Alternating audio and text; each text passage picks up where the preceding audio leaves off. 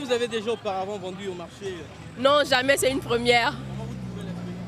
Elle est très enrichissante parce qu'on apprend aussi sur le terrain, on apprend les réalités du terrain, c'est surtout ça. Ces femmes ont subi pour la plupart une formation de 2 semaines, pendant laquelle on leur a fourni des outils pour être plus efficaces et dynamiques dans leurs activités. Aujourd'hui, nous avons 27 femmes qui sont reparties sur 3 sites bien différents, c'est-à-dire le site de Kembo, le site de Petit Paris et le site de la gare routière Léon-Bas.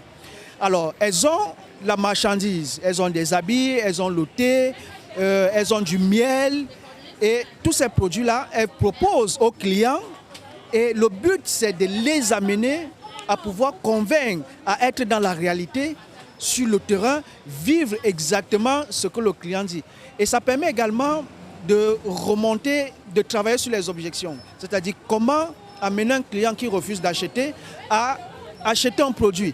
Et même si le client n'achète pas, comment je peux tisser un lien avec ces clients-là? Après la théorie, la pratique sur le marché, les formateurs sont venus toucher du doigt la réactivité de leurs apprenantes. Lorsqu'on regarde les premières données, nous avons fait le tour des différents sites, c'est satisfaisant.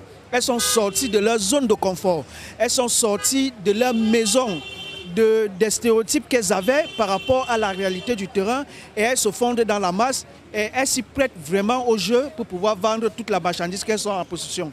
Et au finish, nous aurons la meilleure équipe, c'est-à-dire celle qui a réalisé le plus gros chiffre d'affaires, qui sera récompensée comme l'équipe la plus performante de cette session pratique. Le leadership n'a pas de secteur d'activité. Ici, ces femmes commerçantes le démontrent. Gabon Fly Women Entrepreneurship 2022 prône le bien-être des femmes et des jeunes filles en les encourageant, car ces dernières ont besoin d'être valorisées, entendues et même appréciées dans la société, d'où elles sont des piliers essentiels.